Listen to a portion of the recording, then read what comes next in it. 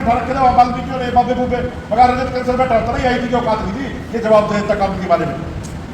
ये हकीकत आप जड़ सकते हो किसी से, अरे सीखने की जरूरत है।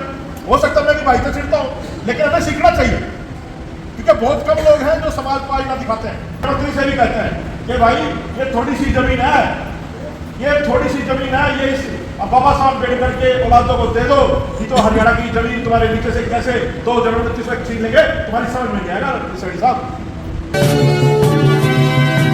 सारी ऐसी की जरूरत पड़ोगी, लेकिन उनको पता है कि बाबा साहब अम्बेडकर ने क्या किया था। और ज्ञान के लिए एजुकेशन आधार नहीं है। अगर ऐसा होता तो बाबा साहब अम्बेडकर ज्योतिबा फुले 10वीं पास थे, उनको अपना गुरु ना मानते। एक छोटा सा वाक्य आपको बताऊंगा मैं। हमारे सुल्तानपुरी में वकील साहब इलेक्शन था और एक वाल्मीकि बहुत बड़ा नेता बीजेपी का, उसके लड़के की बहू चमार कम्युनिटी से है। जिस दिन इलेक्शन था तो उसने कहा कि बेटी अपनी पार्टी को वोट दे के आना। उस लड़की ने कहा पिताजी अपनी पार्टी को देखाऊंगी। तो उसने कहा बेटा अपना निशान क्या? उन्होंने कहा मेरा निशान तो हाथी का है। कह रही नहीं बेटा कमल का निशान मैं लेता हूँ बीजेपी का। कह रही बाबू अपने छोरे ने कहा तलाक दे देंगे, वोट तो हाथी में गिर खाऊंगी।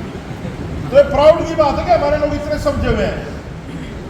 तुम्हारी गिनती अगर एक गिनती देखो ये सैकड़ों में है ना, 100 200 250 में, लेकिन सरकार तो की तुमने ये गिनती ज्यादा जरूरी नहीं है। अम्बेडकर एक ही पैदा हुआ इस देश में, पूरी दुनिया हिला घेर दी उस आदमी ने। एक ही काशी रामराव देश की सत्ता उखाड़ उखाड़ फेंकी, एक ही बहन जी है, सारे डरे उससे है। और मैं तो कह रहा हूँ ये कांग्रेस और ये और लोग समझ जाए तो कल सरकार बना लो देश में, भारत को बनाओ मुख्यमंत्री। लेकिन ये आपको कुछ नहीं देना चाहते। आपके बाबा साहब के नाम पे बड़े बड़े आयोजन करेंगे, आपके बाबा साहब के नाम पे पता नहीं क्या क्या खोल देंगे, लेकिन जब हक अधिकार की बात आएगी तो आपका कोई काम नहीं करेगी। अभी बहुत सारे षड्यंत्र ऐसे चल रहे सरकार में, आप सोच भी नहीं सकते हो। ये लोग तो हमें वही ले जाना चाहते हैं जहां हमारे बुजुर्ग आते थे। ये सोचते हैं कि ये लोग कैसे कुर्ते पजामे में बैठ पैर के कंसल जैसे लड़के कैसे वकील बन के कोर्टों में बहस करते हैं। मैंने तो उस दिन भी कहा था जब आईटी से मीटिंग हुई, सारे अनपढ़ बिठा रखे थे वहाँ वाल्मीकि और बाबे बूबे मगर रजत कैंसर बैठा होता नहीं, आईटी की औकात नहीं थी ये जवाब दे देता कानून के बारे में। ये हकीकत आप जड़ सकते हो किसी से, अरे सीखने की जरूरत है। हो सकता है मैं भी भाई तो चिढ़ता हूँ, लेकिन हमें सीखना चाहिए क्योंकि बहुत कम लोग हैं जो समाज को आईना दिखाते हैं। और ये जो समाज है ना, ये सब का आईना है, ये सब समझता है।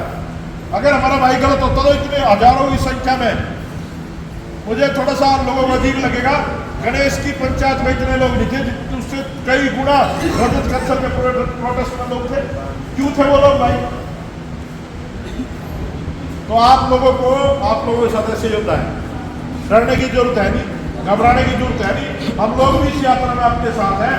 और ये जो टाइम दिया है सीएम साहब ने, क्योंकि देखते तो है ही हम सबको, हम लोग सभी लाइन्स में है, रजत कैंसर भाई और हम जैसे लोग ये सब देखते हैं हमारी एक्टिविटी।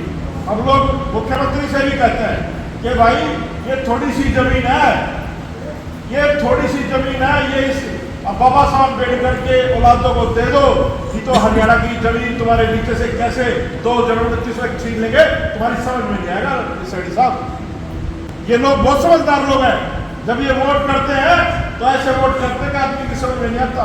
और उसी एकता को तोड़ने के लिए ये लोग वर्गीकरण का संभावना इन लोगों ने किया।